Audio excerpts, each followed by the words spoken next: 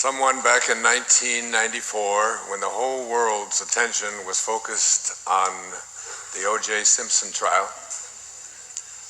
and all the television coverage was on that, they had put the Rwandan Holocaust to the back pages.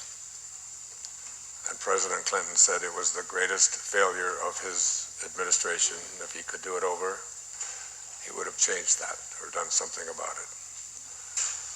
Between 800,000 and 1 million people were slaughtered senselessly by machetes in a tribal dispute between the Hutus and the Tutsis, people who lived together, but somehow were brought in a rage over an incident to kill their fellows, her mathematics teacher, her neighbors, people who had lived and loved together, suddenly hunting and killing each other in a rage that it's hard for us to even begin to understand. And in the midst of that rage, a young college girl came home for the Easter celebration and ended up in a bathroom for the next 91 days with 7 other women. And her experience of finding light and God and healing and forgiveness is just one of the most miraculous stories of our time. Ladies and gentlemen, Immaculée Ilibagiza.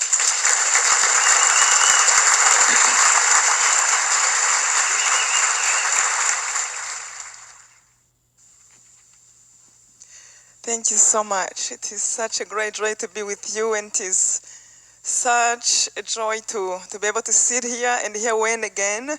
As he told you, we traveled a lot together, and really I learned so much from him. I would sit and see how people are just getting everything he's telling them, and myself, I learned way more about what I'm doing today, speaking. I didn't have any idea what this is like. In my country where we come from, we don't have anything about public speaking. So he taught me how to sign books. He taught me how to hold a mic. And he told me, design the job. You're going to speak. I'm like, speak to who? He said, you would do it. Just design. So I have learned to trust him, and I did. And I'm so grateful. Especially, I'm so grateful because he's a sign to me that God exists. And God truly works through people. When I met Dyer, it was 3 days after I have just finished writing my book, Left to Tell, in my capacity, in my way, in my English. And I remember putting it there. It was in an envelope because a friend of mine have told me if I finish writing by the 1st of April, that she will help me to find a publisher. So I finished it, and I was praying for 3 months, and I remember asking God, I'm done with my part. Let me see what you do with your part. So I have it there, and my only dream I had was to see my book in Barnes & Noble. How you get from the computer to Barnes & Noble, it was completely darkness. And 3 days later, I happened to be in a conference where a friend invited me, gave me a free ticket to come to hear Dyer. I never knew about him, sorry. But I remember I came out and see a man standing in a corner, and everybody was going to him. He had a long line, like 500 people. And I watched him, I was talking to people. And people would come out meeting him, either crying or laughing. And I remember asking myself, what is he telling people? Who is this man? So I joined the line just to see what he tells me. So when I reached about 10 people, I realized everybody had a book. They were going to him to autograph his book. I'd never been any of those before. So I bought his book, The Power of the Intention. I went and I gave it to him to sign. I thought I had accomplished so much just by being there. He signed it, and I wanted to run because I thought it was enough. And he pulled me, he said, how are you? I said, I'm fine. And he said, where did that accent come from? I said, I'm from Rwanda. And his eyes opened up. He said, do you know what happened there? I said, Yeah, I heard about that. I said, yeah, I know, but everything is good now. Thank you so much. I want to go. He put me again. He's like, where is your parents? Where were you? And, he asked me some, he knew about Clinton. I mean, he knew so much about Rwanda. Have you seen the movie Hotel Rwanda, which you told me you have seen the night before? How that happened? 3 days after I just finished.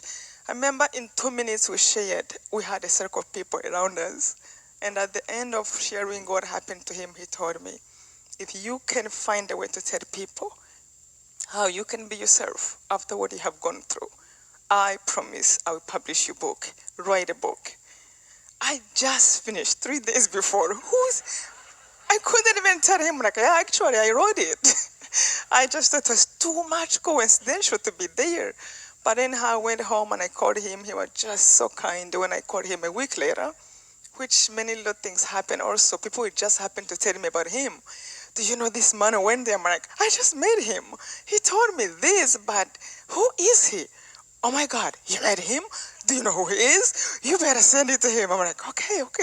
So I called him, and the whole story had become this. It was just a beautiful journey, and I have received so many letters, so many emails of people who tell me how my story through you publishing it have touched so many people, and that's really what feeds me. That's what takes me around to continue to share, because I see when people tell me, I was sad, I couldn't get out of the bed, and your story touched me and helped me to get out of the bed. I remember a man who told me he was angry with a family member for 54 years. He said, I read your book, I came to see you speak. And he said, after that, for the first time in those 54 years, I was able to sleep in peace. And anytime there is such a light that comes out of this such horrible story, I tell myself I will continue to speak until there's no one who needs it, or I can't speak anymore. But it has been just a joy to continue to share with the world. And recently, as I shared with you, I met the Pope Francis. It was just a joy to see him. He actually have recommended it to people himself. So it was really a joy.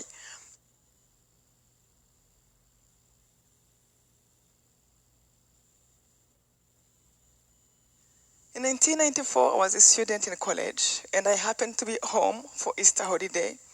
I knew there can be trouble in my country towards our tribe, but I just didn't know how it can start. How people wake up and kill each other. It was the politicians. I had friends from the other tribe, from the Hutu tribe, who were really best friends. And I knew they were good people. They couldn't believe what also the politicians were planning. So I remember I went home.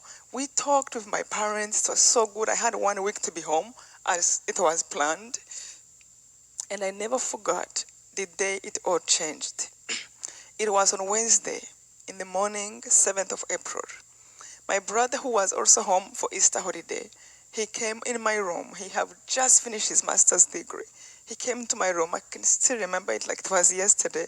He had on a jacket and a belt and a stick in his hand about 6 in the morning. And he never did that before. He pushed the door and he told me, he said, you are still sleeping. You don't know what happened. I said, what happened? He said, the president of the country died last night when we were sleeping.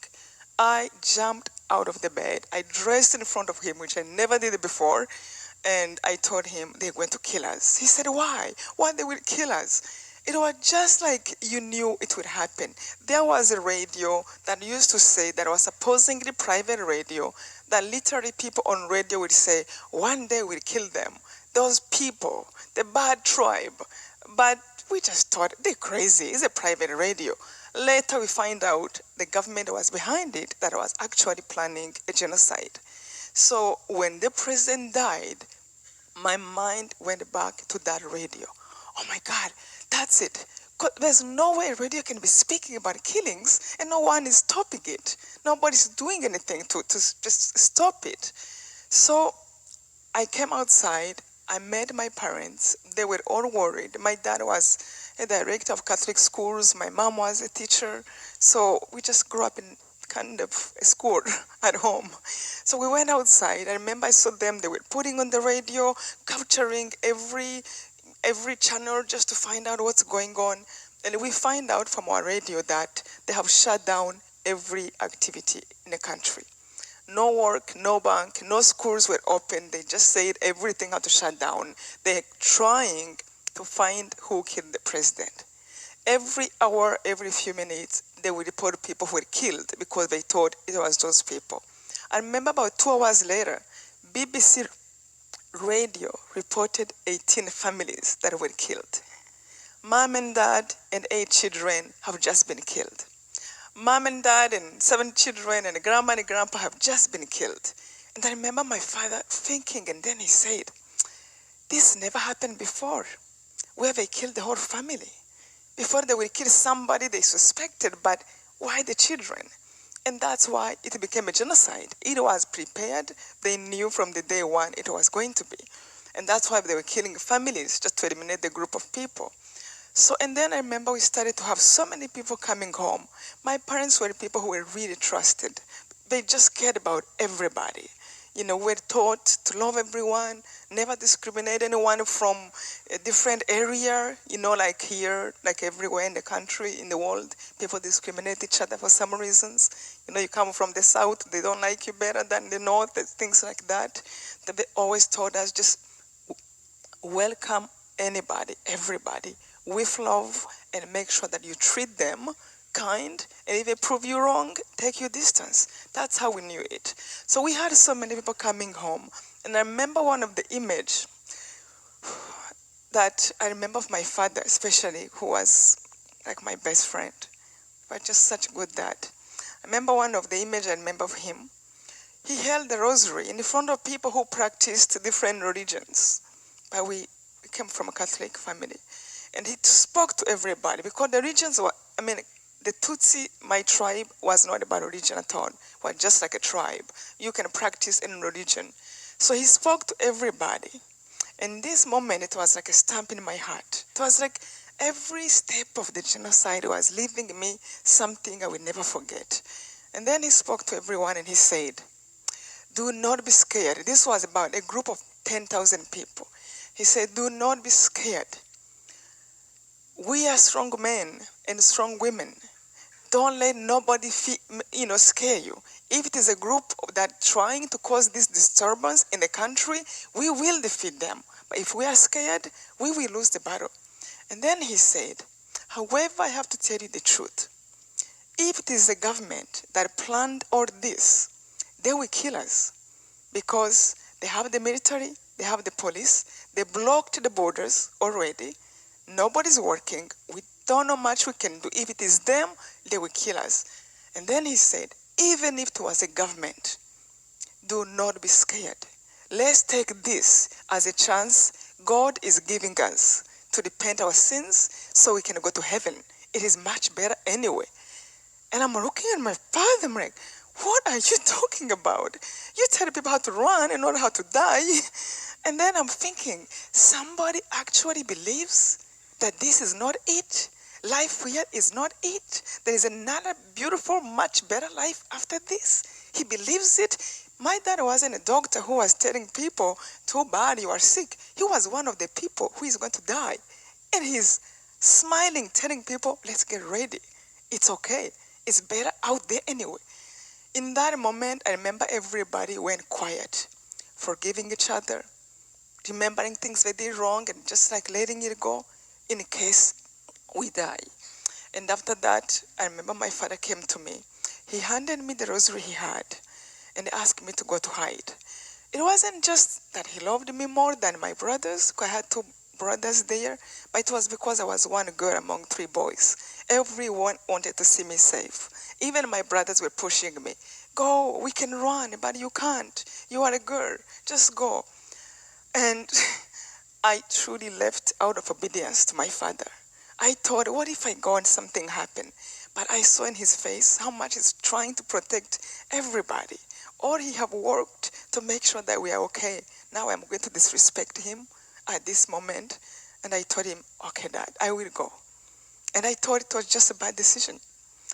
He gave me the rosary and I left. And I remember looking back. It was like something inside of me was telling me, it's over. Look at them. for the last time. Another part of me was like, no, why? We are born here. I mean, we lived good with people. Why this can be the last time? It was so hard.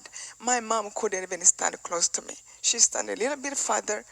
It was so hard. My mom she was that kind of person who will still tuck you in the bed when you are still 20. Yeah, with babies for her forever.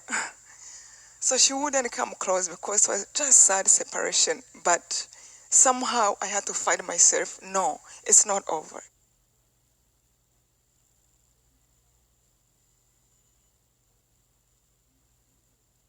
So I left. I went to the neighbor wherever he sent me, and wherever he sent me it was to a man who was from the Hutu tribe, who was a good man.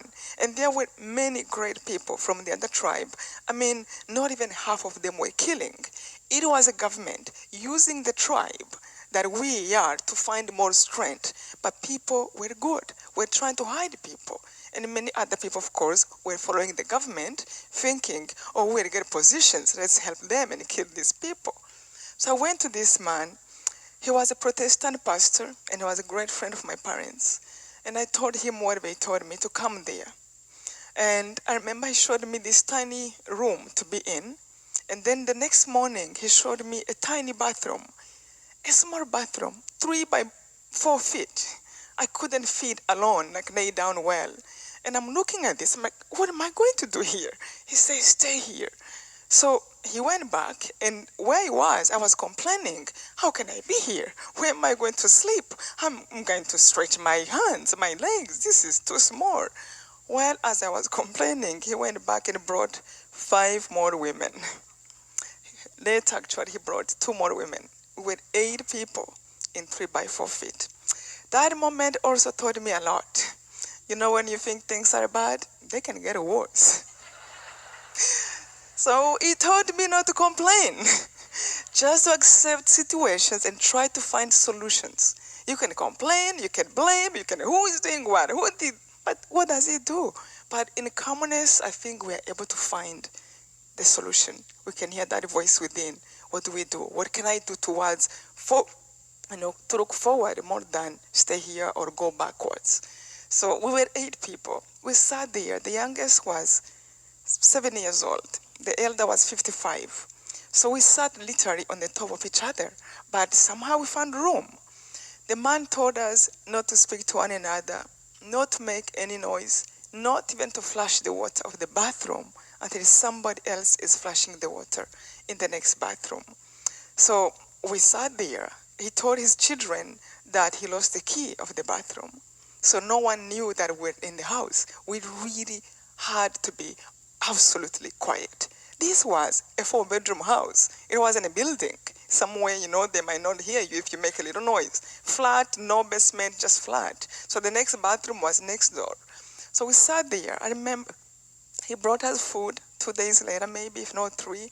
And the food he can afford to give us was the leftovers of his children. The food they ate and threw in the garbage, and he would bring 1 plate, and we'd all share. And I remember at the end of the week, I have had so much bad emotions. Emotions I never thought I had. I would feel impatient to a level that you can die out of impatience. You feel like I cannot be here anymore. This is the worst thing I ever gone through. Then I would turn into anger. I can't believe they're doing this to us. I would never speak to them. I would never do this. And I would feel anger to a level I would be sweating out of anger. My blood would be running out of anger. And I would think, nobody is touching me. But look at what my body is doing just out of my thoughts. What is going on? So it was just like I'm dying. When the man came to give us food, I grabbed his food. Out of desperation, I spoke to him. And I asked him, can you please put a radio outside so we can hear what's going on? When is this going to end? The week was just like hell. So he was kind. He put 3 different radios outside of the bathroom, and different channels. We could not believe what was going on in the country. The leaders who used to hide behind that private radio, they were out on the national radio calling everybody to go out and kill everyone of my tribe. I remember one man, he was a friend of one of my girlfriends in high school. He said, do not forget children. a child of a snake is a snake. And I remember thinking, all the time there was something in my heart saying, maybe they're right. Maybe there's something that is crazy about us. So what is it? But when he said, don't forget the children, I'm like, a child is an enemy? Something must be wrong here. So they went out, they reported the people they killed who ran to stadiums, who ran to churches. They started to give prizes to people who killed more people. And then they gave orders to start searching home by home to see if there's anyone hiding. That was the worst thing that can happen to you. To know that now there is nowhere to run and they are coming.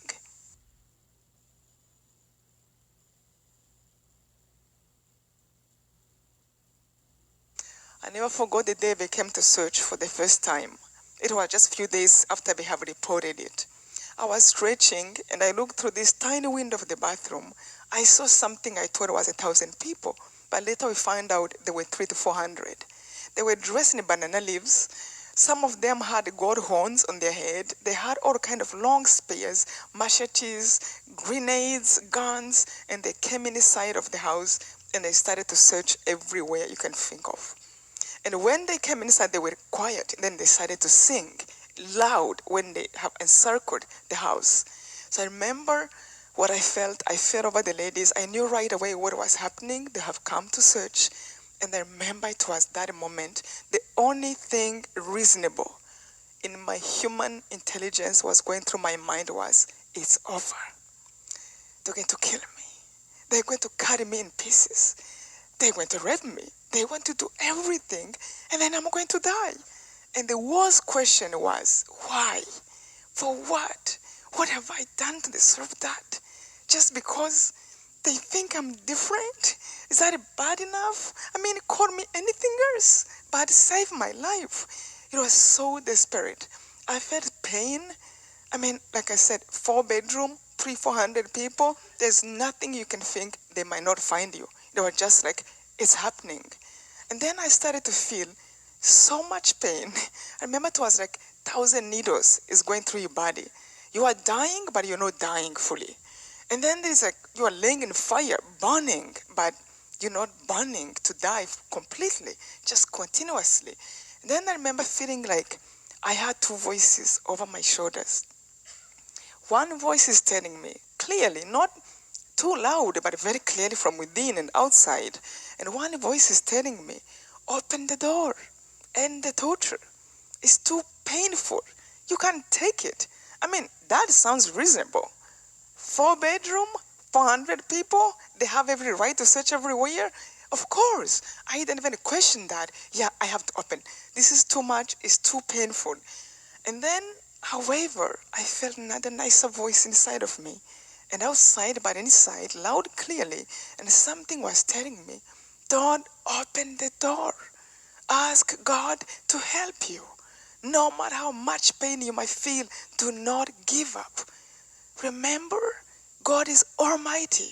You know what Almighty means? Because I couldn't remember nothing. It was like, put words in my mouth, because what does that mean? They're going to kill us. So what does it mean He's Almighty? Something was like, it means He can do anything. You know what anything means? It means even if they find you, they might not be able to see you. Even if they touch you, the machete might not be able to go through. You know what that is, to have that? That is possible? And all of a sudden, I felt like life was back in my body. I'm like, oh, okay, so there's still a chance. Then I wanted to turn to the nicer voice, but all of a sudden, the body voice completely crushed in me that there's no God. The little faith I had was crushed. Really? You think there's anything behind this? This is it. Just people go to sleep. Die, open, and let's go outside. And just don't worry. It will be over. There's no God. And why these bad things are happening? If there was God. I'm like, that's right.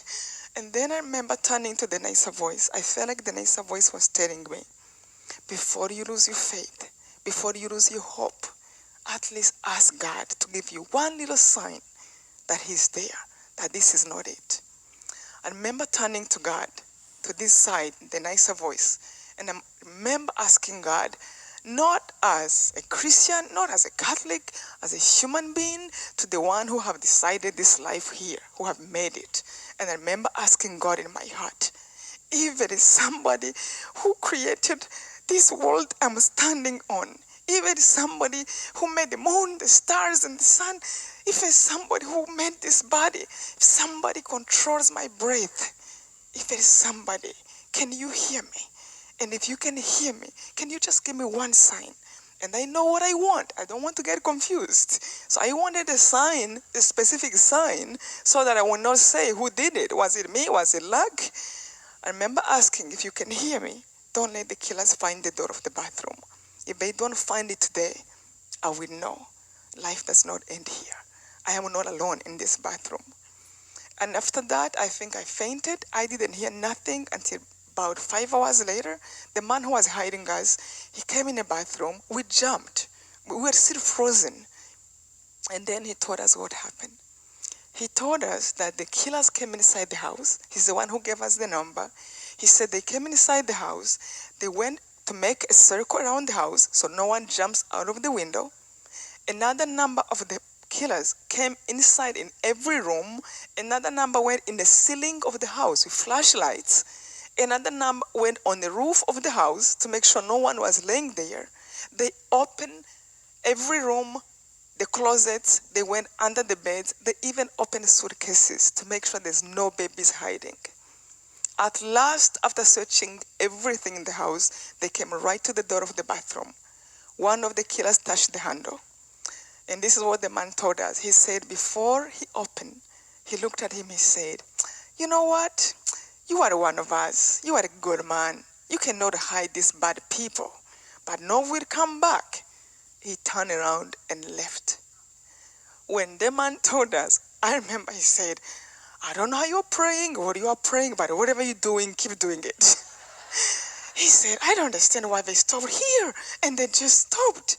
But what he did to me that day, what that did to me, what shocked me, it was not that we are alive. In the end, all of us will die. But what is more beautiful is to know that the end is not now, it's not here. So what he did to me, I believed right there, oh my God, God is real. This is not it. There is something out there.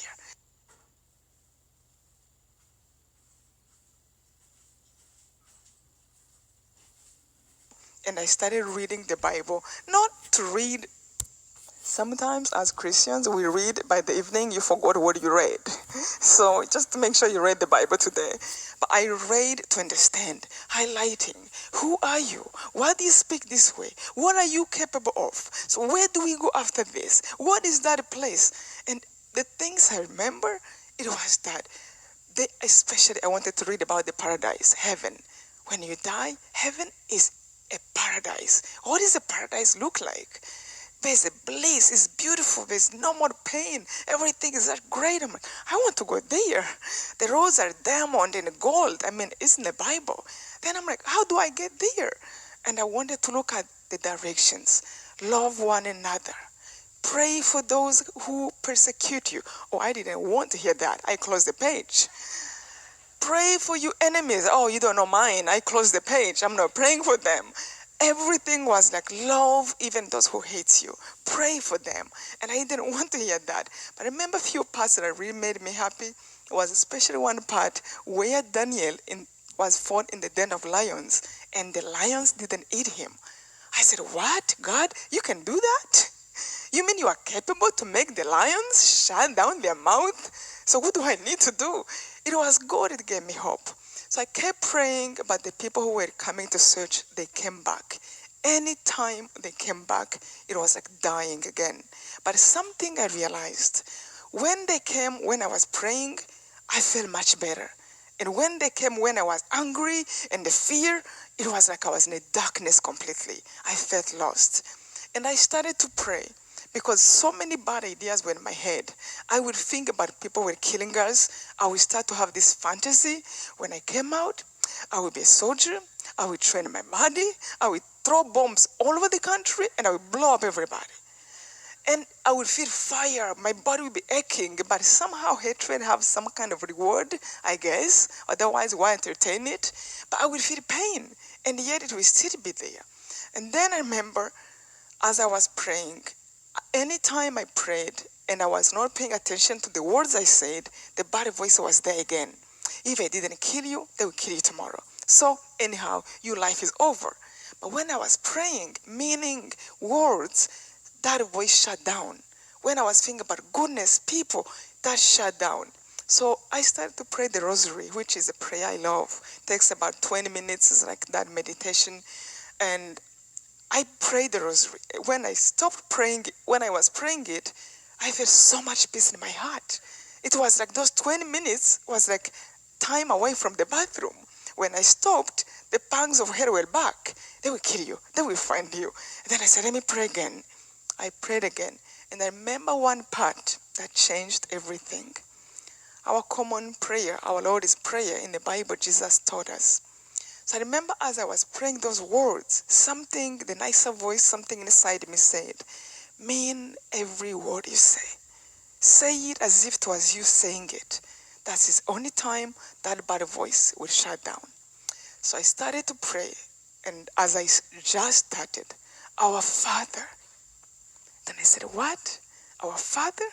But you can't be the Father of everybody, because if I say our Father, that means the Father of everybody. It means we are all brothers and sisters, but it can't be for the killers. Something said, well, your father have 3 boys. If one of them does wrong, does your father stop being their father?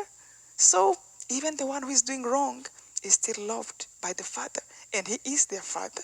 So I say, okay, fine, our Father of the bad and the good, who art in heaven.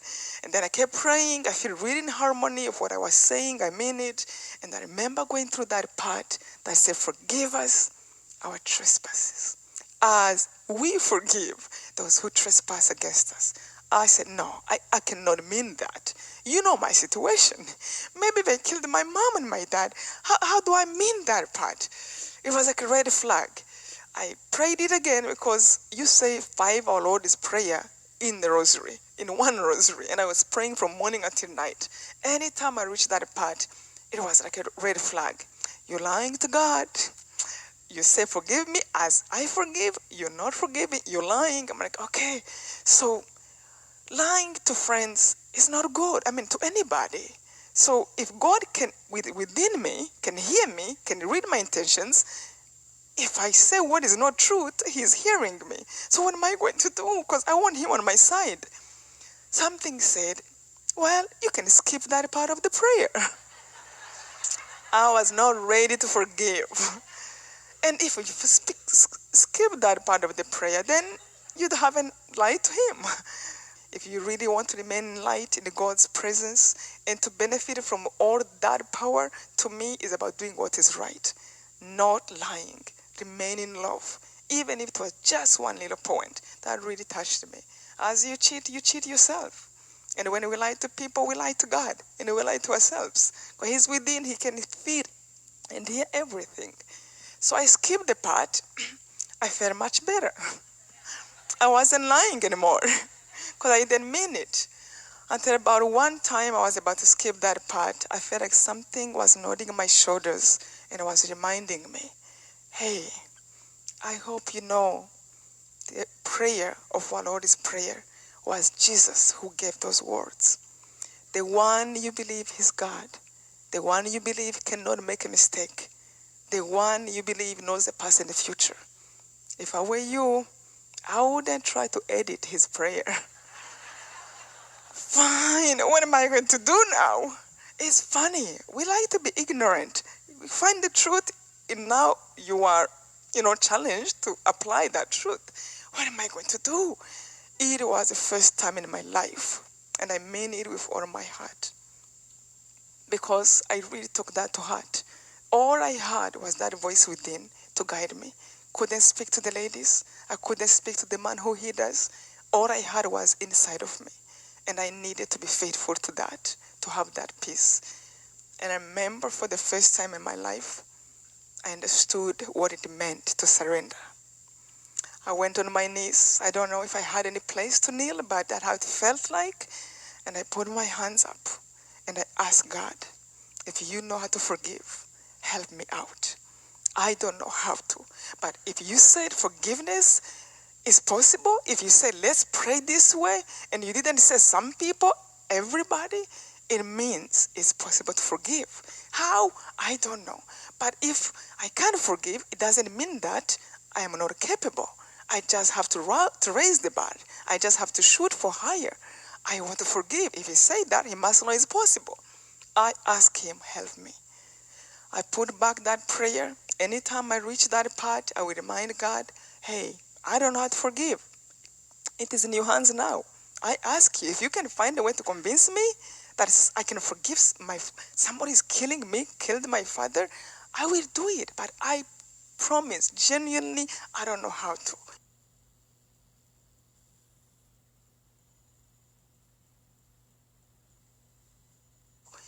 I kept praying that way until one day I never forgot.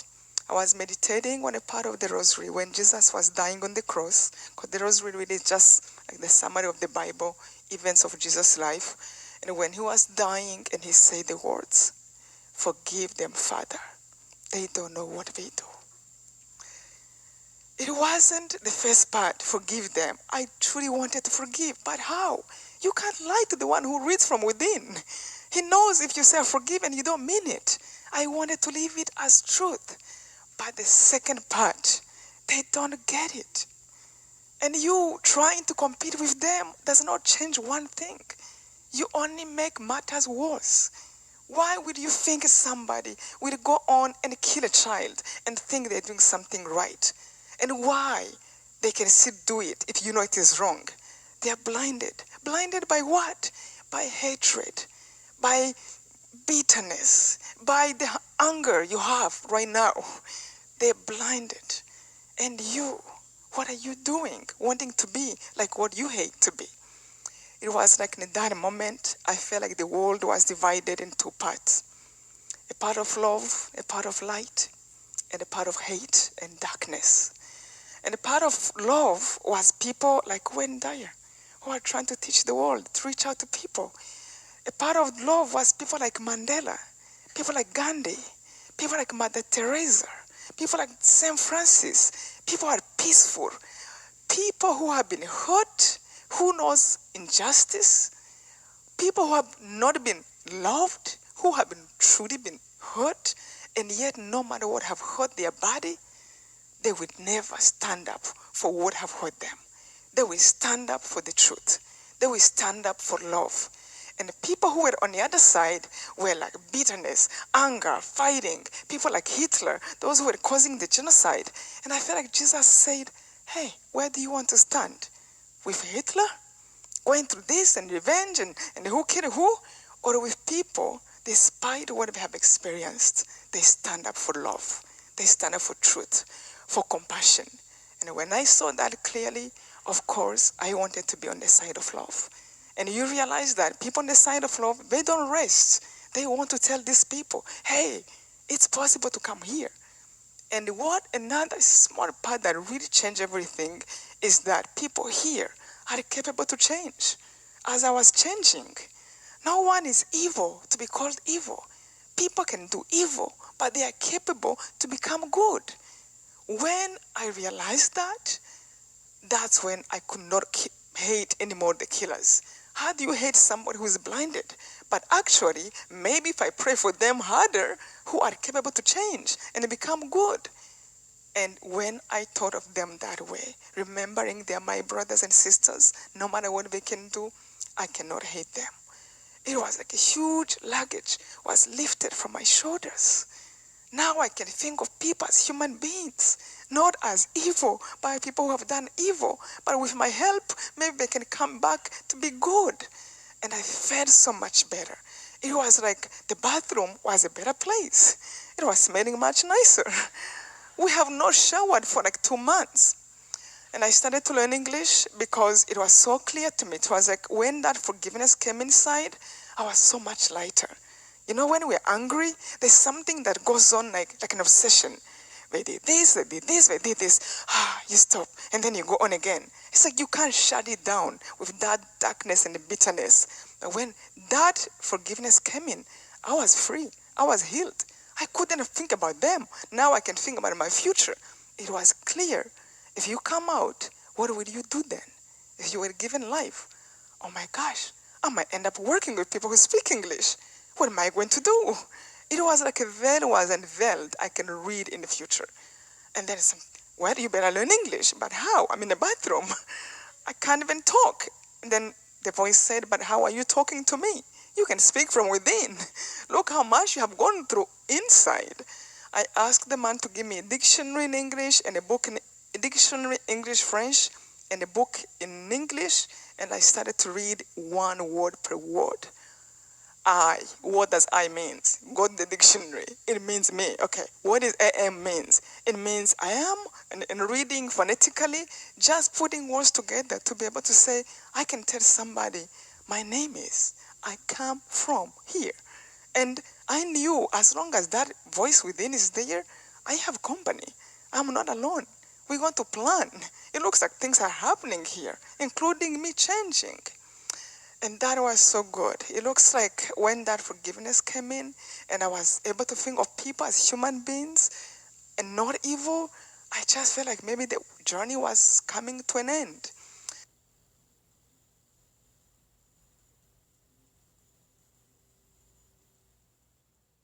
We came out of the bathroom 3 months later. We went in, it was April. We came out in July. And when we came out, the war was over. The government that was killing people who were helping them, they ran away from the country. And the people who were trying to capture the country, people of my tribe and from the Hutu tribe who were against what was going on, they have captured the capital. That's how the end came. The very first night I came out, when I went inside the bathroom, I was 115 pounds. When I came out, I was 65 pounds. Every bone was out, but inside my heart, I felt so much bigger, so much bigger. I felt like I've grown up like 100 years. I really knew what matters. I knew that the genocide was destroyed by hatred, not by people, by hatred, by anger, by jealousy, by lack of love. And love will build it. And love will build me, and it can build the world. And it really depends on each one of us. But the very first night I came out, I was hoping inside of me that maybe my parents are still there. Maybe they're still hiding as I was. But the very first night I found out everybody I left behind was killed. My mom, my dad, my 2 brothers, my grandma, my grandpa, my uncles, my aunts, everybody was killed. 1 million people was killed in a period of 3 months. Everything we owned, houses, clothes, everything was burned out. For 3 weeks I slept in a refugee camp, really not a refugee camp, outside, sleeping on the ground. But many times I wanted to die, When I heard the news, I'm like, what do you do when this happened to you? How do you go on? I couldn't remember one person who have lost everybody, everything. And then how do you make the next step? I still had the rosary my father gave me. And I felt like the inside voice, something was telling me, don't crash, don't die. I am with you. Remember me in the bathroom? Just do what is right. Hold on to love, hold on to kindness, to compassion. The journey of your loved one is over here on earth, but not after. But yours is still here. And if you are here, it's because there's a reason. It can be one day, it can be 1 week, it can be maybe 10 or 50 years. But whatever it is, choose to use it for the good. And I will literally get up, clean my tears, look around in the refugee camp, try to find who I can help, who need me. There were mothers who have just lost like 10 children, people without arms who were suffering more than me. And it's so funny. It's when we give that we really receive. Anytime I took care of them, I felt like my heart was bigger. I felt loved. When I cared about little orphan who was there as I was, but in a war situation, I felt so much good that I can offer my love, even if they can't see me. And I really kept that. And I think that was the biggest message for me. Every day, get up and do the best you can. Be truthful, be honest, use your strength, be compassionate, and do not be attracted, no matter what, to the evil. Evil is going to attract us. We are tempted to revenge. We are tempted to hit. That is there.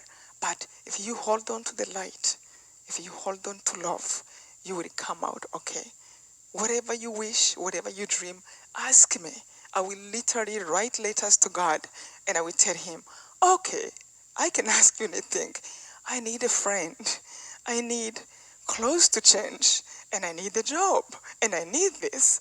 And I will feel like God is saying, well, I will send you my angels. And they will be your messengers. And as you interact, you love, you care, you will see me through people. And slowly everything came back one by one. A job, friends. I'm so happy to be here with my best friend, Alphonsine, with her husband, whom I know since after the genocide, and who have helped me to bury my parents, find the bones where the remains were. It would have been just so good to know that truly God is always there. And you know, many times I have had also other consolations, like dreams. You know, as we were talking about dreams when Dyer, like remember a dream that helped me, and I hope it touches you because it really healed me. Because God, if there's nobody around, he will come in many different ways to console you if you put that trust there. I remember one time after the genocide, I was in bed. I was crying that day because somebody told me how my brother, where he was killed, what he said last, and they gave me details. And that just broke my heart, and I cried a lot. And then that night, I dreamed. And in a dream, I put this in left to tell. I was on the ground here on earth. And where it was wet, it was dark, and the trees were broken. It was not a good place. And then I was standing in light. The light I was standing on was very much up to my feet. And it went like this, oblique, from two sides, went to the sky. And on the sky, this was the most beautiful place, a light that is so clean, almost like looking through a diamond, but much more clearer, that not even a dust can touch that light. That's how clean it was. And then I saw my parents and my family, my brothers, and they were so happy. And I saw them. I remember my mom's hair was floating, beautiful. She had on a white traditional clothes from Rwanda. And then my mom, my brother, and one brother who was my truly best friend. We did everything together, Damasen. If you read Left to Tell, you saw him there. He came in front. I remember he had on a blue pant and he had on a white shirt, but also very clean, like not even a thing can touch. How is he so bright and yet doesn't hurt the eyes? And then he came. He wasn't laughing, but looking at his face, you know when somebody just got a good news? And then when you meet them like 5 minutes later, you go like, what happened to you? Why are you so happy? And they're not laughing, but you see it in their eyes. There's a joy that is like almost like just too much. He just won a lotto or something. And he came in front. He's not laughing. He's just smiling, but the joy was so much deeper than just outside. And then he looked at me. He said, I know you love us, and I know you miss us, but I wanted to show you where we are, and I want you to choose for us. If we should come back to see you there and stay with you, or if you can wait until you come to see us so we can reunite here. And I'm looking at them now that you see, and I said, no way, you stay there. You never come back. That's where you are. And he laughed. And I remember I started to sing, praise God in my native language, like, praise God for what you have done for my family. You gave them such a good gift to be in such a place. And then the woman who have given me a home, there, because from the refugee, somebody gave me a home to live in, and I was in her family. So she came and woke me up because I was singing loud. And then she's like, what happened? It's 2 a.m. Everybody's still sleeping. I said, oh, okay. Oh, I woke up. I didn't want to wake up. I was so mad at her. for waking me up. It was so good. And the dream was over. But when I woke up, I couldn't suffer again. I couldn't suffer as before. Anytime I tried to cry, I felt like somebody was laughing at me. Like, really? You crying for them? You cry for you, not for them. And the lady I met after I told the story, she's a girl who survived the genocide. She had migraine always, like for years actually. It was like maybe, yeah. After a few years, I met her. Well, this happened like within 6 months after they died. And this lady, I told her about what happened. And she told, after I told her, she told me later that she used to have migraines. And she said, I don't have any migraine anymore. And when I told her, she told me, I don't know but what if I'm crying for people who are having fun? And I am here, but I'm thinking. And she told me somehow she was stuck where they cut them. When she remembered when they cut them with machete, that's all she thought about. She never thought that there was something that was a few minutes, and then there was a life later.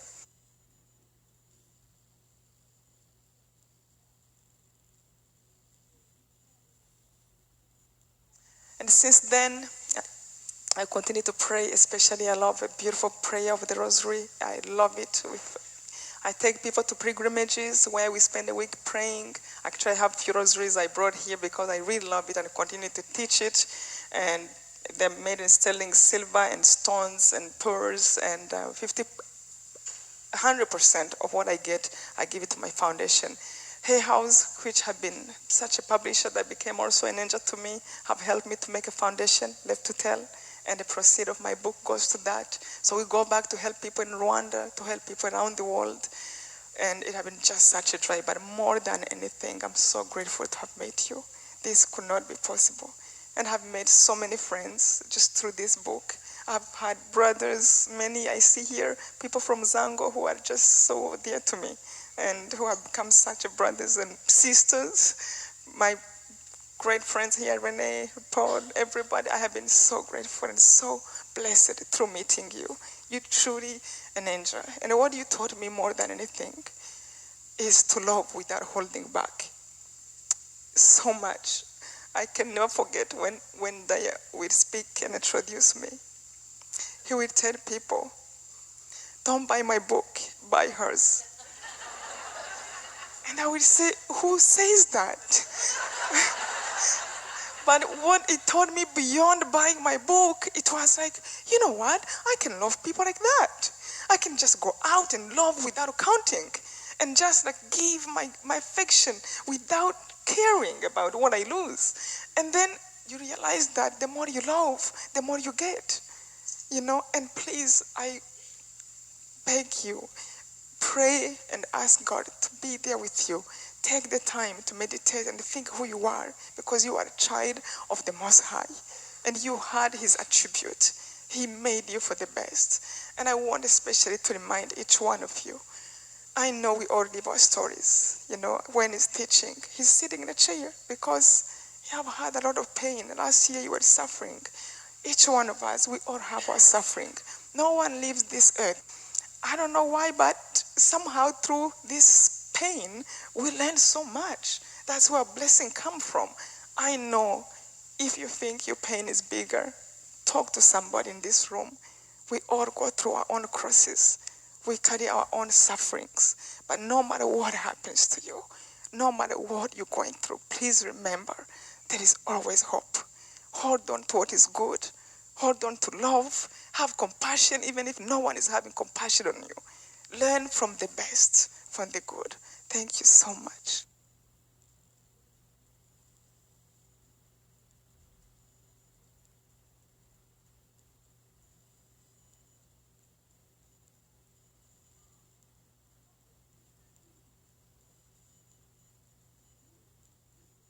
Well, we talk about having a burning desire, and I guess the silver lining in some tragedies is that your perception of what's important becomes crystal clear. And I remember after Jesse died, it's like everything kind of melted around me that I had been bothered by petty grievances, issues, things that I thought were issues were meaningless. And what was really important came to the surface. I remember sitting in my living room having a discussion with my father about it. What is really important? What is the main thing in life? And we felt like it was choosing love. When I saw Jesse's message on the kitchen chalkboard, he wrote "Nurturing, Healing, Love" at 6 years old, right before he died. I immediately knew that that would be my mission in life, spreading this message. And I didn't know what that would look like or how I was going to do that, but that's what I was going to spend the rest of my life doing. And at that point, too, I got this incredible clarity.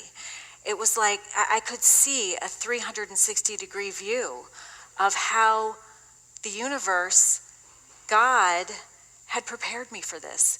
It was like everything I'd ever done, every decision I ever made, good or bad, had brought me to this point. Actually, it brought me to this point right now where I'm talking with you. And that to me was so beautiful. I felt completely supported, even down to thinking about the different changes that happened in my life several months before Jesse died. I realized, oh my God, we knew. Jesse knew, and I knew. And I actually got into an argument with Matt Lauer when I was on his morning show. You get about 2 minutes. And so for that 2 minutes, he was saying, well, in your book, you kind of say that you know. So if you knew that you were going to lose Jesse, how could you have lived your life? How can you live your life when you know you're going to lose your son early? And I said, well, it wasn't like a conscious knowing. It was a subconscious knowing. But now that it's happened, and I guess that phrase, hindsight is 20/20, I can look back and I can see that we both knew.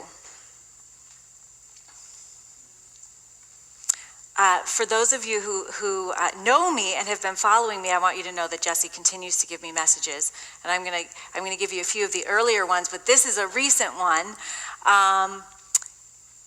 We just got back from Australia, JT and I, and we were there at speaking with peace leaders from all over the world, and we were going to visit Dana Lysagang, who is a new Hay House author and has a book coming out called Falling Up.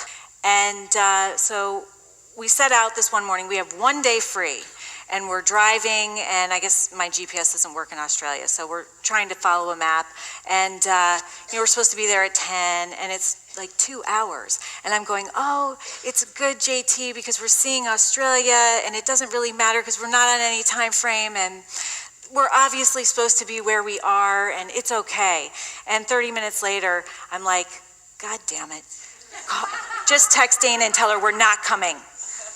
So he did. And she said, you're 5 minutes away from us. Just stop. And so I turned around and said, we're just going to go back to this place here. I guess there's something I'm supposed to see there. And so I pulled in. I'm angry. I'm not choosing loving thoughts over angry thoughts. And JT said, Mom, you can't park here. It's on the grass. And I said, I don't care. We're just going to be here for a second. And I opened the door, and I walked out of the door, and there's this plaque right there. J. Lewis with 2 little roses. And roses are very significant to me. We live on Wild Rose Farm. So it was clearly a message from Jesse to relax, really. And I wanted to say about Burning Desire, I just had a cranial sacral session with Kate McKinnon, who has a beautiful book also by Hay House, From My Hands to Your Heart. And so we're having this session, and my legs start shaking. And she goes, wow, what does that mean? And I said, at first I thought maybe it was fear. And then I said, no, it's not fear. That's my purpose. That's my mission in life. That's the amount of energy that I'm putting into it. That's this thing that I can't avoid. That's this thing. It doesn't matter what anyone says or how anyone tells me to do it. I have to do it my way, and that's what that is. And she said, all right, let's ground that, which was helpful.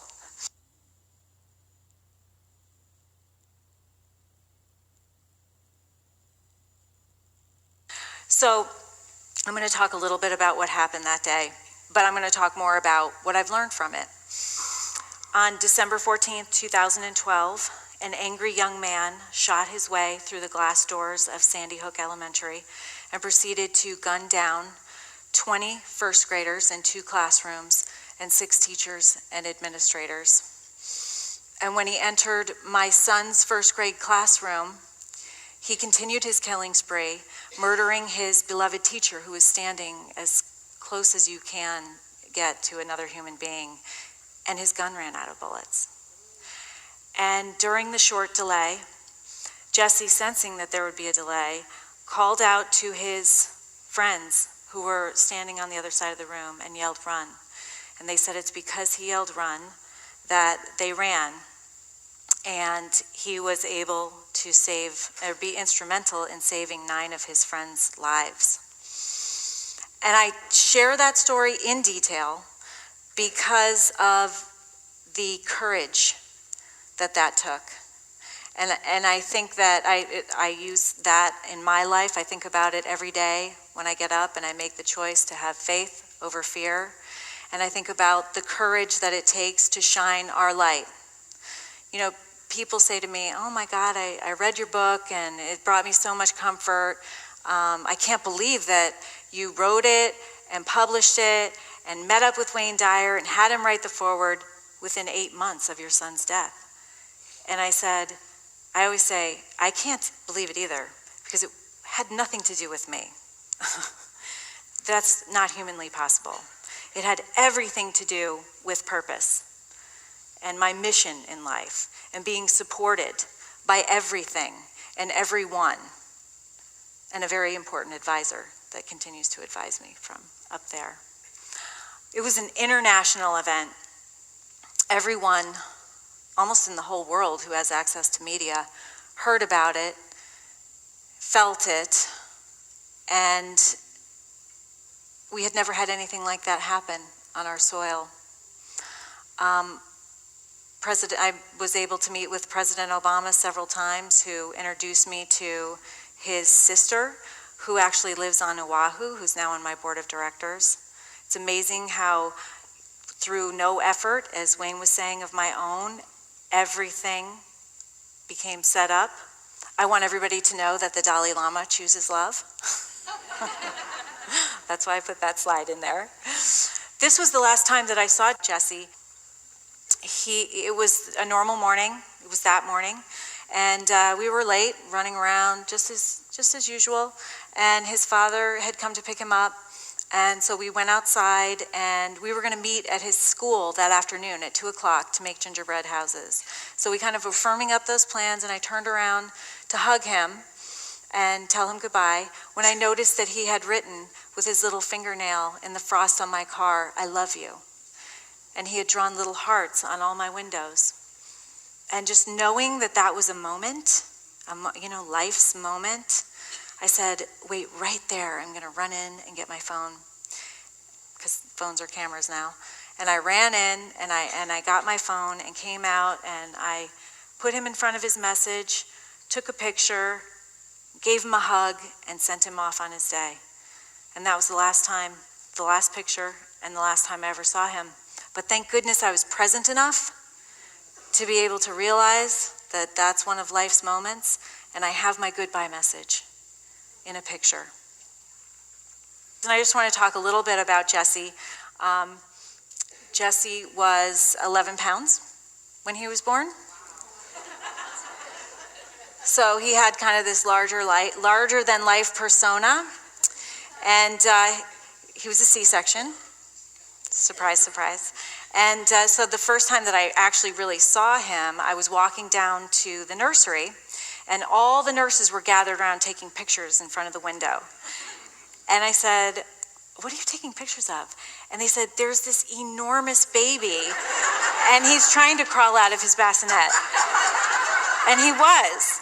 And so that kind of gives you an idea of his energy. Oh my gosh, he had so much energy. He was bouncing off the walls, always happy, always going. And he kept that kind of larger than life persona. He would enter a room, and when he came in, he would say, here's Jesse. You know, like we'd been waiting all of our lives to see him, which of course we had. That's a little picture of him. You know, when you're walking in the hospital and you're walking down the aisle and another mother with a newborn baby's walking next to you and their little baby is normal sized, I would say, oh, so sweet and little and cute, because I had like a 3-month-old already. So this is Jesse on his 6th birthday. We have a horse farm in Connecticut, and he loves riding. His favorite things are little army men and yellow rubber ducks. These are representatives of Jesse. We found Hawaiian ones, which is amazing. And this is this, I talk about this kind of knowing. And you see in this picture him getting ready, right? You really can. And my friend sent him this army helmet a couple of months before he died. And he lived in it. Well, he slept in it. And we had to convince him that he couldn't wear it to school, but he would have. And so we actually buried him with it.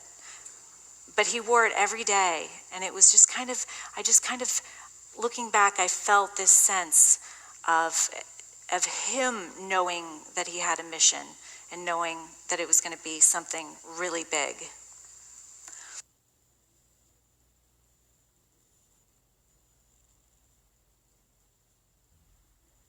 And after it happened, as Wayne alluded to, everybody was going into this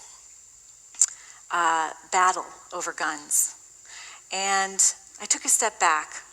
And whereas I do think that the gun companies need to take responsibility, I thought, how could something like this happen? And I realized that it was an angry thought. In Adam Lanza's head, he's the shooter at some point. And I pictured him as a little boy having angry thoughts without the tools or nurturing environment to deal with those thoughts. And those thoughts escalated. He began to believe he was those thoughts. And anger turns into rage. And I believe rage is what fills our prison systems and leads to acts of violence such as Sandy Hook. And the most amazing thing, which we all know, is a thought can be changed. So at Jesse's funeral, I got up and I asked everybody to do something for me. Everybody was asking what they could do, and I said, there is something you can do. You can actively change an angry thought into a loving thought, and by doing that, you'll positively impact yourself, those around you, and through the ripple effect, you'll make this a better world. And I also talk about, I've spent the last 2 years spreading Jesse's message, going from coast to coast and internationally, talking about social and emotional learning and how important that is. And this is what we're all doing right here. Social and emotional learning, meaning emotional intelligence, character values, moral awareness, mindfulness, how the brain works so that you can self-regulate. So many important things that our children need to know, and that if Adam Lanza had, this never would have happened. And also talking about these character values and how we need to redefine them in our society. Compassion. What is compassion? Compassion has 2 components. It's identifying with someone's pain, right? And I learned this actually from the whole world and how they responded to that tragedy, because I felt like it was the world's greatest day of compassion, the day of the tragedy, because everyone felt like they had lost someone, so they identified with our pain, but then they actively did something to help ease that pain. And it's in the action part that you get everything back. That's the miraculous part. And it was just a beautiful thing. And I think that we really need to teach kids that that's what we need to do. So nurturing, healing, love. This is the actual message on the chalkboard. And the amazing thing is when you break these 3 words down, nurturing means loving kindness, healing means forgiveness, and love is compassion in action. Those 3 words are not in the vernacular of a 6-year-old. right? And they're phonetically spelled because he was just in first grade and learning to write. Those 3 words are in the definition of compassion across all cultures. It was really a prophetic message. And actually, when you look at them, they're the algorithm or the formula for choosing love. In that order, how do we choose love? We can start by being grateful, we can forgive, and then it's that action component of compassion. It's doing for other people. It's that service component. This, talking about knowing and Jesse having an idea of what was going to happen, we call this picture the angel and the bad man. This came home in his personal belongings about a week after he died. So this is the angel, clearly, and this is the bad man. He'd never drawn anything like this before. However, it's not the only drawing that came out of that tragedy like this. We had a cleaning crew come in to help us clean about a couple weeks later. And of course I show everyone as they come in, I show them the chalkboard, and then I start showing them these precognitive drawings. And one woman turned around, bent over double, and started bawling. And I said, it is pretty powerful, right? And she said, no, we just got back from another little girl's house, one of the victims, and she had been writing something on her desk, and it was a story that she started but didn't finish. And that same figure, this figure, was in her story with a bunch of scared little faces. And the story started, there is a bad man coming to Sandy Hook. So Jesse's not the only one that knew. And and you guys can help me out with this too. I see the angel and the bad man, but so many other things are within these pictures. It's incredible. So, and usually it's at the end of a talk when somebody comes up and goes, did you notice that the angel had a little smile? That's really nice. Did you notice that the angel was actually a 14? And the angel is in the shape of a bullet. And that's what took Jesse to heaven. These are all things, these are all comments. I didn't see any of these. And another amazing thing, this is blowing up the shooter's head. In the back of the shooter's head is something that looks like a demon, right? He has a gown, 2 black blunted wings, a little face, a ball cap, holding a gun with a phallic symbol that's screwing down into the head. I don't think Jesse meant to write that. I think he was just scribbling. But the even more amazing thing is what's in front of that image. It's an angelic image. So there's a face, there's a halo, and there's a figure standing like this in front of that man that he couldn't have drawn because it's not in pencil mark. It's almost like a rubbing. And to me, that means that we all have all of this within us. And it's what we choose. It's that old Indian proverb of which wolf you feed. But even the shooter, in this case, had goodness within him.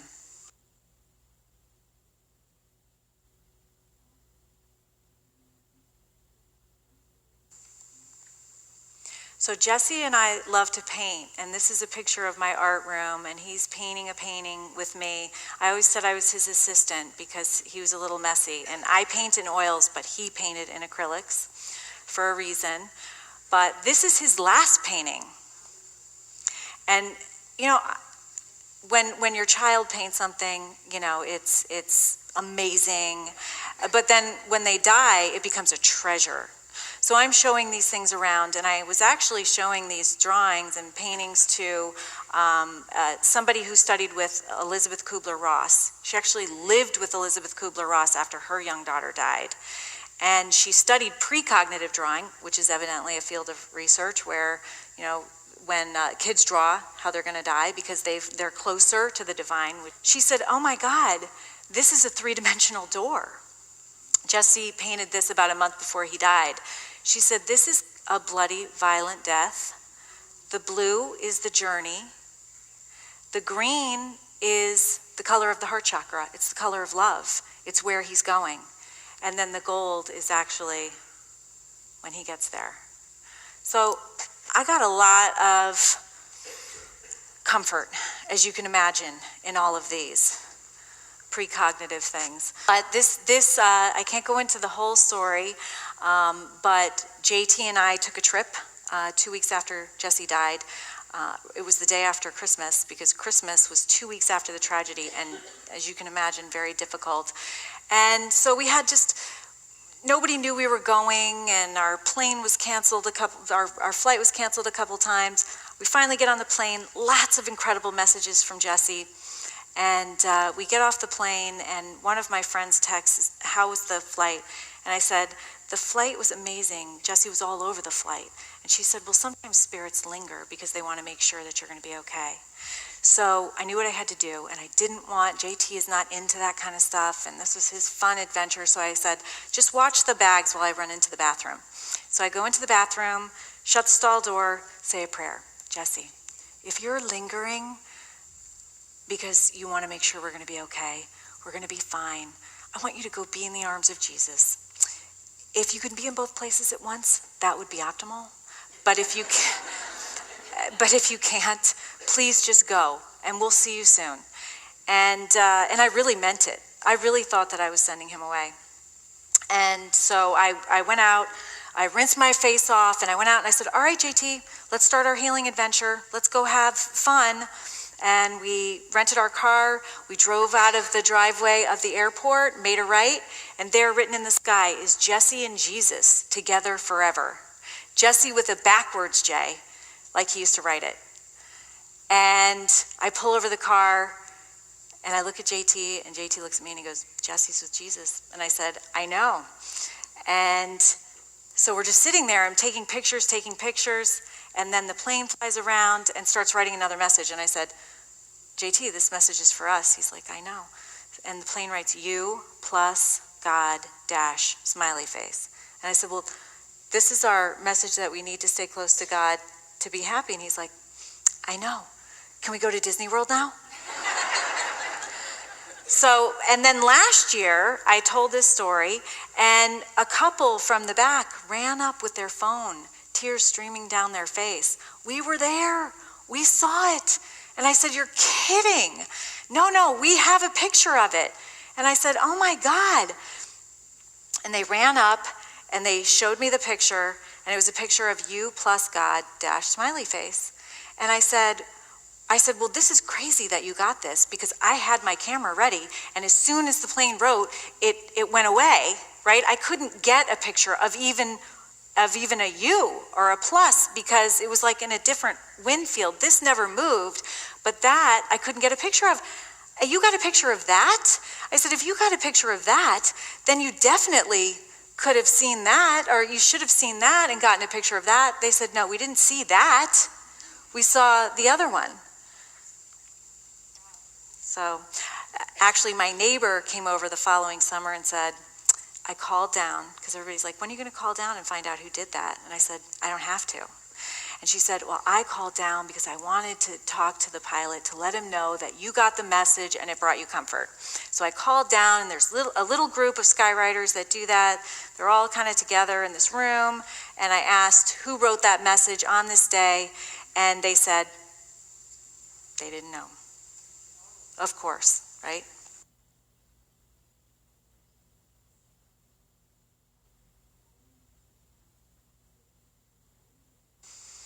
So JT and I got back from that trip, and we had an incredible experience with orphan genocide survivors from Rwanda. And I had read Immaculate's book when Jesse was about 4. Read it, remember reading the part where Immaculate goes to the prison to visit the man who murdered her mother, and the guards bring him out, throw him in front of her, and say, "You can do whatever you want," because he's a cockroach. And she went up and knelt down and forgave him. And I remember reading that and thinking, if anyone ever harmed my family, I would kill them. I really thought that. And so, flash forward, 2 or 3 years, and Jesse's murdered. And we have a group of orphan genocide survivors from Rwanda that reach out to JT through an interpreter, and they want to tell him, they want to say that they're sorry, that they heard about what happened in Rwanda, and they want him to know that he's going to feel joy again. And I remember being in the back going, wow, because these people are legitimate. These people, they know about grief, and if they're telling us we're going to be okay, then they know. So they started telling their stories about seeing their entire families murdered in front of them by machete and being buried in shallow graves with them and digging their way out and finding their way into orphanages. And then they gave us this healing equation and how they healed. They said that it was when they started feeling gratitude for the walls, even after their entire families were murdered, after their wounds started healing, they started to feel this deep sense of gratitude. And then they said, after they started feeling this deep sense of gratitude, they were able to forgive the people that had murdered their families, because they knew if they didn't do that, they'd be going down the same path of anger and destruction.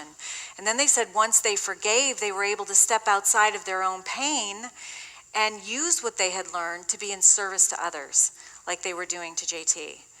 And we went away from that, and I thought, wow, that's Jesse's message on the kitchen chalkboard. It's the same healing equation: nurturing, healing, love. So JT started writing in a journal. We started going through, what we still had to be grateful for, and we realized that it was a lot.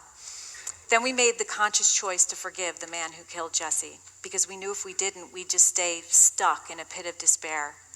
And then JT wrote out a whole fundraising effort so that he could send these beautiful people that had reached out to him to university, because they said that that's what they would really like. That's what they were wanting. That was their goal. And within a couple of months, JT had raised enough money to send one of the orphan genocide survivors to college. So it's incredible. He was 12 years old when his little brother was murdered. He's now 14, and the amount that he's grown himself and the happiness that he feels and the wholeness is incredible through being in service. So here's the healing equation that the Rwandans gave us, and actually when orphan genocide survivors reach out to you twice, you listen. That's how hard-headed I am. Gratitude plus forgiveness plus service to others equals healing and joy. And I want to say a little bit about forgiveness. What did I know about forgiveness on December 13th, the day before Jesse died? I graduated from college. I went to church. I knew that you're supposed to forgive and that you forgive so that you're forgiven. But I knew nothing, I realized, about forgiveness. I was giving a talk to an at-risk youth group talking about it. And I'm just talking about our process and everything. And one of the guys in the back said, "What is forgiveness?" And I was like, oh God, how can you get up in front of a group of people and not have a Webster definition, just ready to pair it out? So I said, you know what, I have to tell you what it means to me. And to me, I felt like I was attached to the shooter through an umbilical cord. And all of my personal power was draining out of me through the form of anger into the shooter. And I was dragging him around with me in my mind everywhere. And forgiveness to me was a set of scissors that I took, and it was a choice. And I cut that cord to pain, and I retained all of my personal power, got it back, and was able to move forward. Now, I was just on Oahu, and I was going to talk at a temple. And so I was having a glass of wine the night before with two of their members. And so there was this older doctor, and I was just kind of making pleasant conversation. And I said, "So are you going to come and hear me tomorrow?" And he goes, "No way." And I said, "Really?" And he said, "No, my brother called and told me about you. And he said, stay away from her." And I said, "Really?" And he said, "Yeah, he told me that you talk about forgiveness. And I'll tell you what, I am never going to forget what those Germans did to my people." And I said, oh, wow. I said, I don't want anybody to ever forget about what happened to Sandy Hook. I want people to remember so that it doesn't happen again. I said, that's what we think as a society. We talk about forgiving and forgetting, but that's actually impossible. How can we forgive and forget? If we forget, there's nothing to forgive. And he's like, yeah. He goes, you know what, though? I will never, never condone what they did to my people. And I said, I will never condone what Adam Lanza did to my son, ever. Forgiveness is not condoning. You forgive for yourself. You forgive so that you can cut the cord to pain and you can move forward with all of your personal power. And then he said, you know, I will always hold them accountable. I'll always hold them accountable for what they did. And I said, forgiveness it has nothing to do with accountability.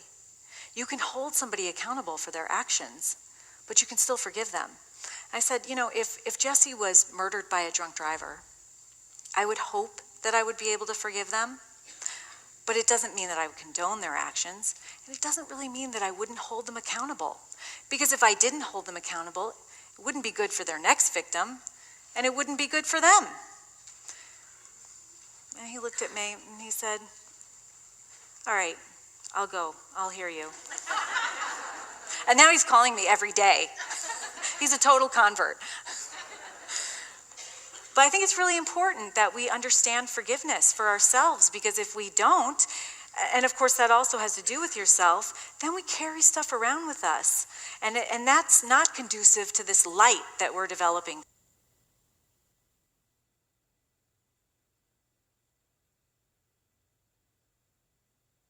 And I'm very blessed, and I think through tragedy sometimes, with the perspective that you get from tragedy, you can determine your purpose. And when I saw that message on the kitchen chalkboard, nurturing, healing, love, I knew instantly that that was a message of comfort for his family and friends, that Jesse had this knowing.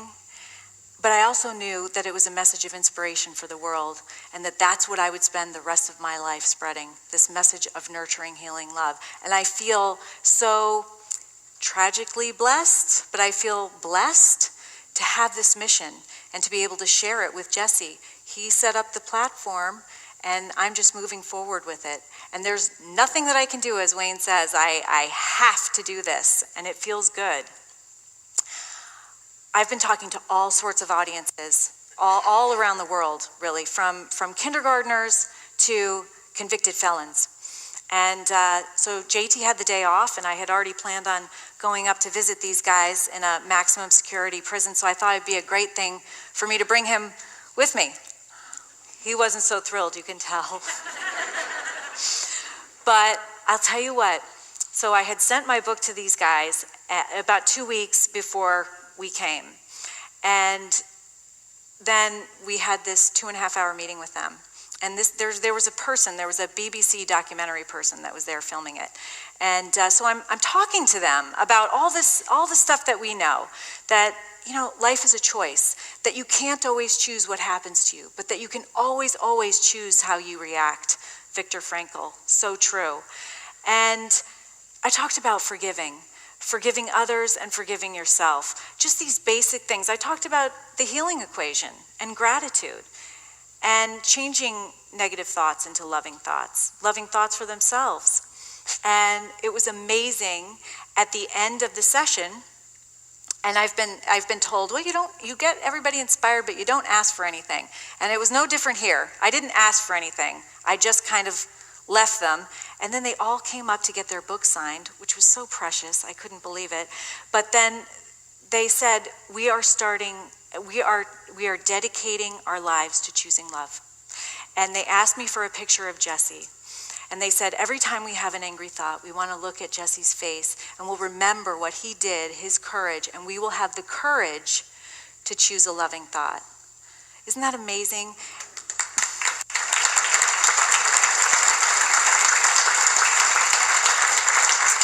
So we went into the warden's office to decompress, and the guy from the BBC who is now like a very close personal friend, he's just shaking his head. He's like, I don't get it. What you're talking about is not rocket science.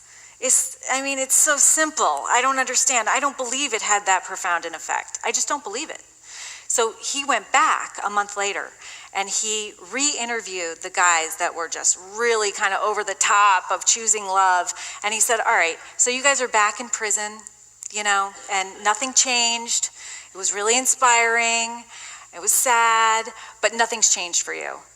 Are you still dedicating your lives to choosing love? And they said, absolutely. It's like if you give someone the choice, they will choose love the majority of the time. Even these guys, they just needed to know that they could do it. That's choice. Choice is like, if I could boil my whole experience down to one word, and people say, oh my God, I can't imagine. This is what I get. I can't imagine.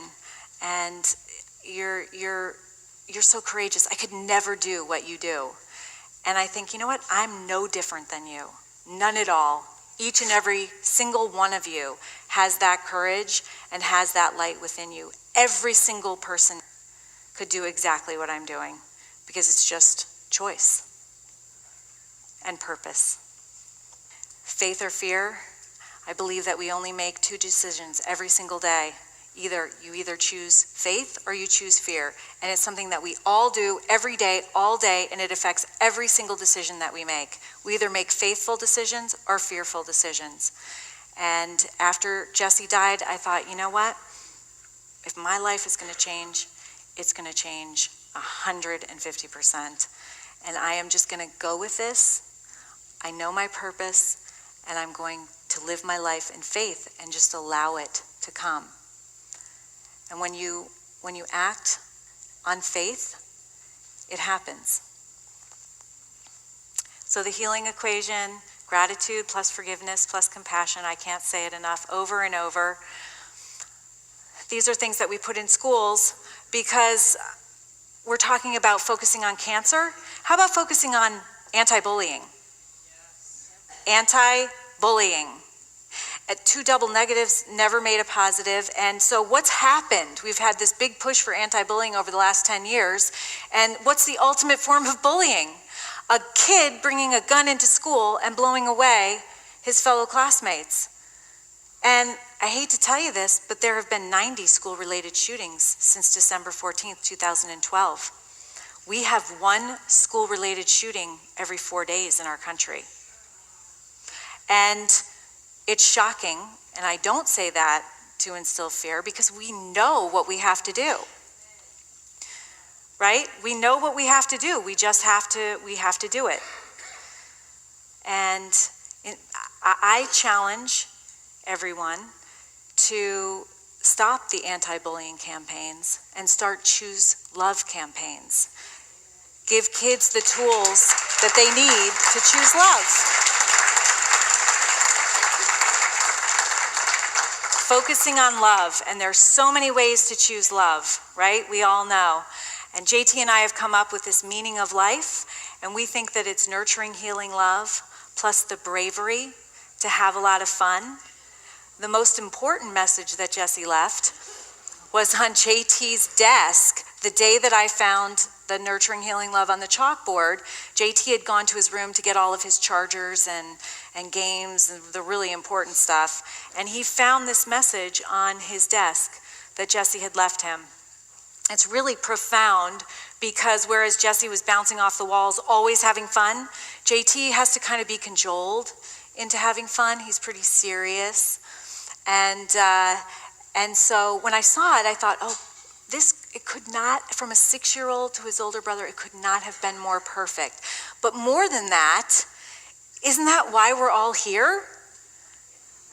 Why are we here? Just to have a lot of fun. So that's become my mantra. Whenever I think that things are hard or I'm nervous or I really don't feel like doing things, I get this little angel tapping me on the shoulder going, but you're supposed to be having a lot of fun. And so that's what I tell myself, and I do. I have a lot of fun. Thank you.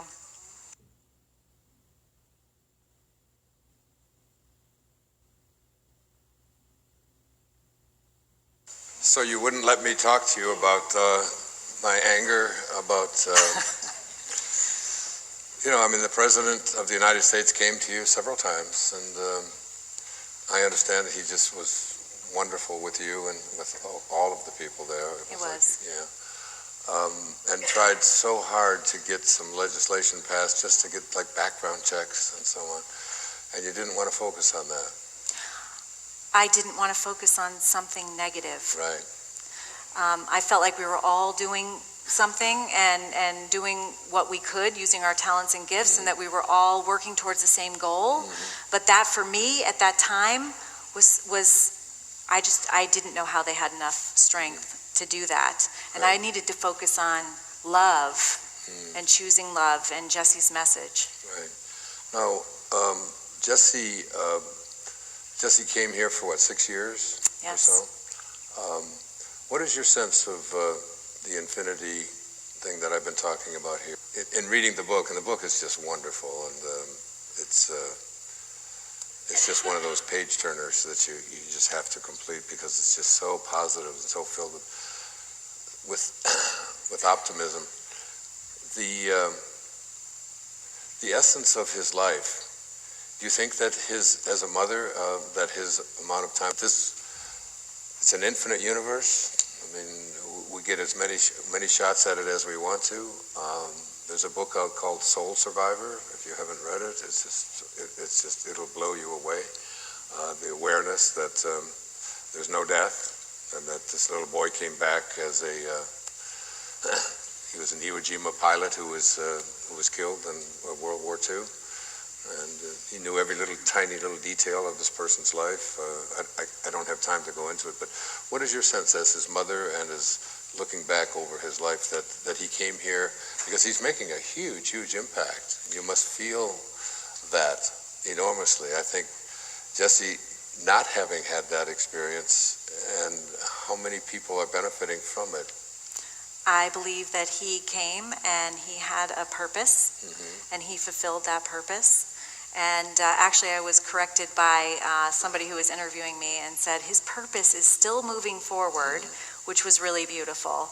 But there are too many signs in myself and with Jesse, and I just feel like he was completely directed from the beginning, and I was a little slow to wake up to the game, but I did quickly, and talk about the burning desire. I mean, I'm just pushed.